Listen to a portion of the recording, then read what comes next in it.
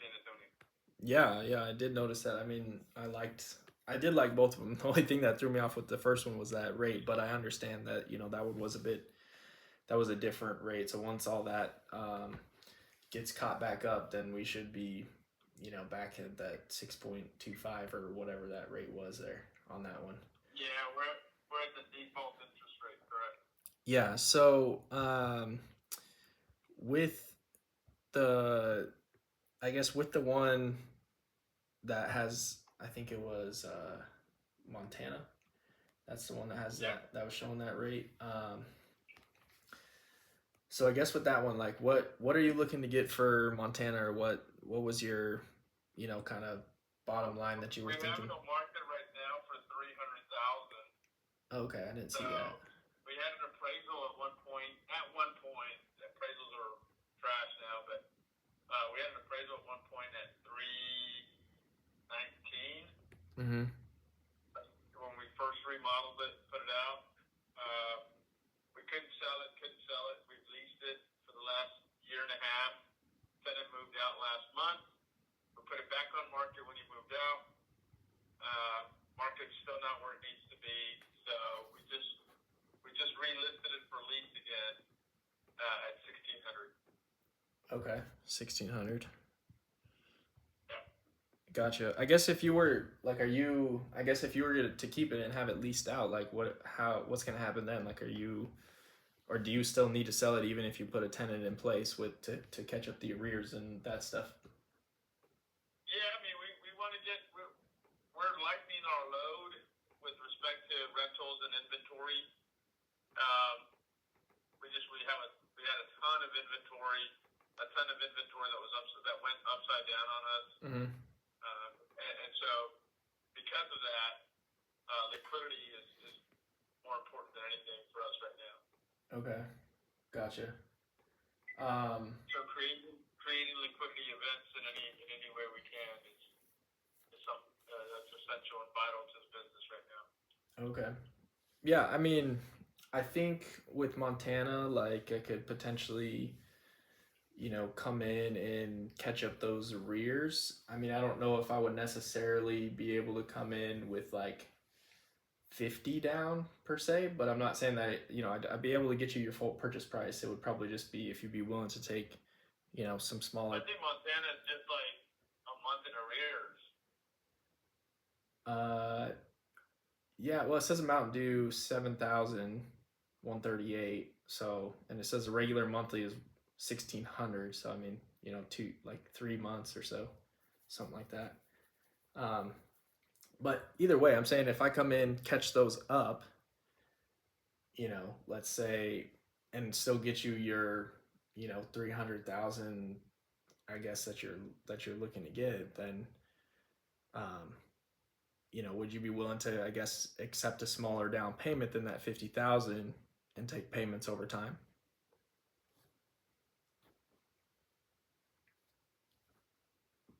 The short answer is no, because Montana has the most amount of equity that we can squeeze out of a property right now, Yeah. and the arrears are negligible at 7 grand. If we really wanted to and needed to, we could pay that. Give me 1 second. I'm sorry. Okay, no problem.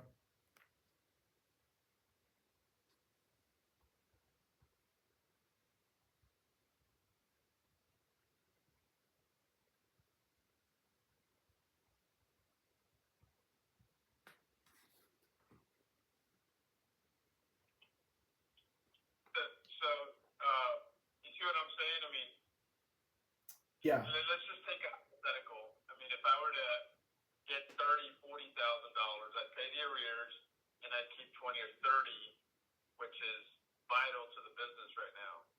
Mm-hmm. And so you catching me up doesn't do a whole lot for me. And if we really needed to just catch it up, that would be an easy one to catch up on. We could write a check for it now, Yeah. tonight, and be done with it. So Okay. that doesn't help me a lot. So let's say you catch up the arrears, then you have, like, after, I'm sure, as you know, probably after closing cost commissions, you guys probably walk away with like 75K in equity, right? I'm assuming that's what you were thinking. Okay? Um, So I mean, like I said, I could get you that full 75. It just wouldn't be 50 up front. You know, I'd probably be more around like a little bit under 30 as far as a down payment. Okay, a little under 30, and I understand the commissions and all that, right? That's why if we were to sell it at full price, Mm-hmm. 300,000, Yeah. and an agent were to come in and bring us a buyer, well, Yeah. here you go, here's your 3%. There's no listing agent. I'm a real estate broker. So Yeah. I'd save that part. There's a buyer's agent. We've been getting away with 2% on buyer's agents now. Mm-hmm. The 2% on 300,000, 6,000 taxes, closing costs. Actually, this was a PITI, so there's no property taxes. It's all escrowed. So I mean that's why we have it at 299.9. Mm-hmm. But net, we probably end up with like 220 right after repair allowance, concessions, commissions, the whole nine. We probably end up with 280. And what does it say I owe on it? 210. 2,000, basically 2,100 or 200,000. Sorry, $200,100. Yeah. So net, I mean that's where I come back to you and say this one right now in our portfolio is one of the better, more equity rich properties. So I mean, see what you can do on that. Yeah, I mean, I'm pretty, like, I see what you're saying. So you pay 3% for a buyer's agent, 2% for you, throw in another 2% for closing costs. I mean, that's like 7% right there. So roughly 24 grand in closing costs. So that's what I'm saying. Less what you guys have it listed for, you're walking away with about 75,000. So we're pretty much on the money there. I would just be in around like 25,000 down and then making you payments on the other portion over time. What does overtime look like? Well, I guess at that point you would become the bank, but obviously, the longer the better. I mean, we could do a couple options. We could do, let's say, in like 7 years, I could just balloon you out that entire remaining equity amount. So that would be what? Roughly $51,000, 50,000, something like that. In 7 years, I could just say, okay, I'm going to balloon you out, give you 50 grand. Or we could set up payments where, I don't know what that would look like or what you need every single month from that. I mean, on top of the mortgage payment, right? Correct. So I would be paying the mortgage payment. Obviously, I still need to be able to cash flow on the property, so it has to make sense if I'm going to make you monthly payments there, which, I mean, at this point, you're saying you're renting it out for $1,600, so I'm already losing money there. So, I mean, monthly payments can't really be much higher than what it's at now, but, it just has to make sense. So I mean, we could even do, like I said, like in 7 years, balloon you out the remaining 50,000. All right, let's move beyond that one. I'm gonna have to kind of noodle on that. Give me the next one. What do you got? And how quickly can you close on these deals? Well, it generally takes about 3 weeks for title to get them done. So as far as a package, I would say that's like for them to get one done. So I don't know doing both if they would be able to get it done, but generally speaking, 3 weeks. Yeah. I think we'd like to see if we can get that in a week or two. Title doesn't take a whole long. 3 weeks is a low extreme, especially because they're there in Bear County. You think? I think that's pretty fast. I mean, I'm doing like 2 to 3 of these a week, and I mean, I can't get them to do it any faster than that. I've tried. Just takes a while getting all the Subto packets done and all that stuff, so but maybe not the search itself, but getting everything else done.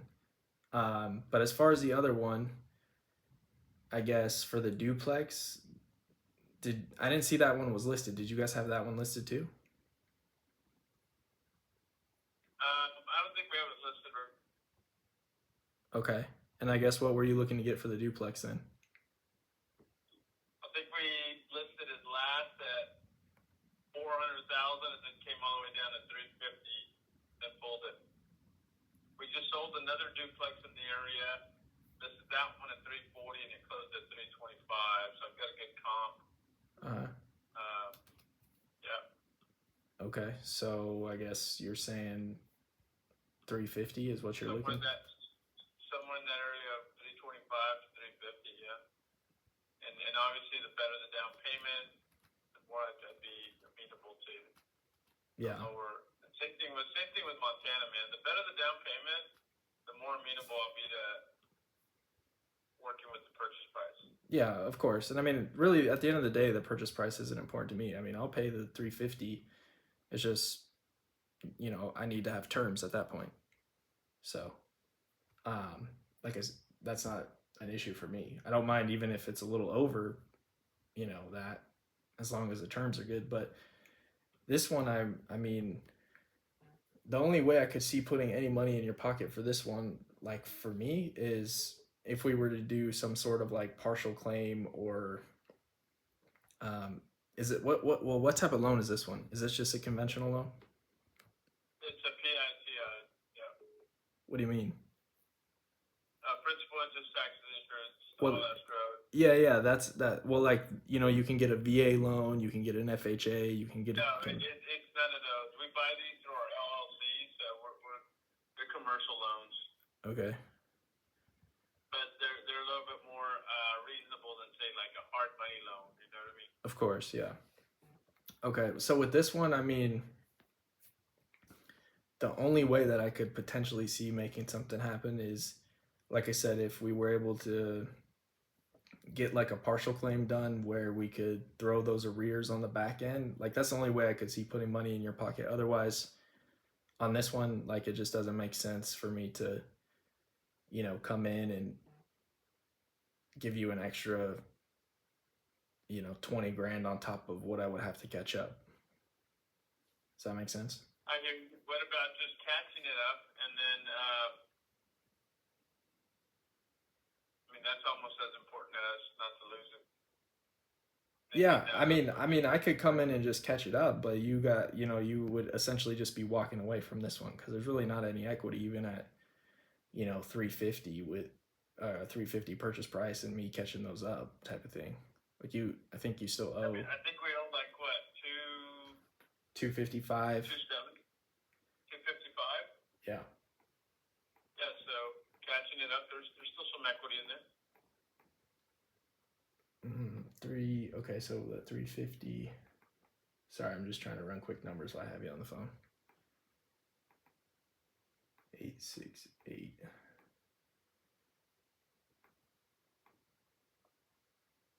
Okay, 94. It's 28 in closing costs minus 37,000 in arrears. Yeah, okay. I mean, I think I would rather just do a partial claim on it, put it on the back end, and then let's say, put like 20 grand in your guys' pocket. That way you're getting your equity out of it. But obviously I'm still responsible for the remaining payment. That would make more sense for me on this one. So you would still essentially get all your equity out of it if someone were to give you 350, so you would have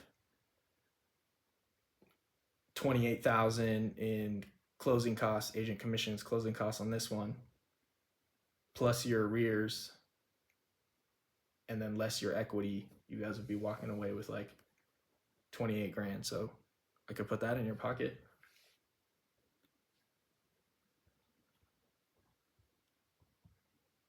Let's start putting some of these proposals on the table, so we could actually see them and go back and forth. And don't waste your time. Yeah, I mean, I can. Here's what I can do. I can send you like kind of like a letter of intent, but not until we're like on the same page. I won't, send out a contract or anything until we're all like on the same page as far as terms. Does that sound fair? Yeah, and I'd like to button this up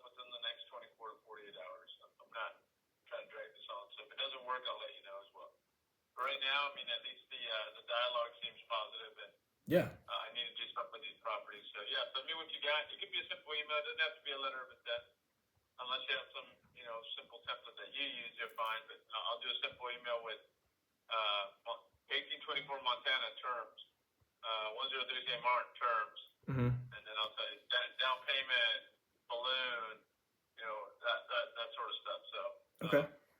yeah, and then I'm going to share that with my partner Megan and Elena, my partners Megan and Elena, and we'll try to turn this around quickly because we need to do something with these properties. Okay, gotcha. I didn't know Megan was your partner. Sorry, when I told her that she could hop off, I thought she was like with the lender or something. My bad. That's all right, dude. That's all right. Okay. Yeah, let's get it done. Thank you. Yep, no problem. We'll talk soon, Andy. Okay, bye. All right, bye.